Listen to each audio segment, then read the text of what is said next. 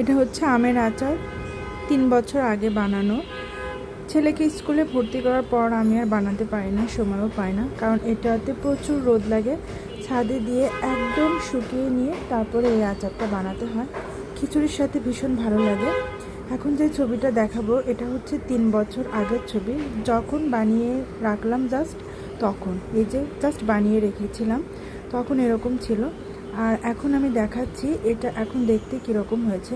এটার ভেতরে একদম মোমের মতো, খিচুড়ির সাথে ভীষণ ভালো লাগে। আর মানে ফ্লেভারটা ফুল পাওয়া যায় এখন। আর এটাতে তেলটা একটু বেশি লেগেছিলো। এই বোতলটা আমি ইউজ করি, এই জার থেকে নিয়ে নিয়ে খাই।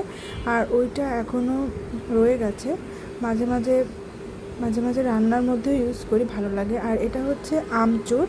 এটা যারা বানাতে পারেন তারা জানে, আমটাকে কুচি কুচি করে কেটে একদম শুকিয়ে এই আচারটা বানাতে হয়, খুব ভালো।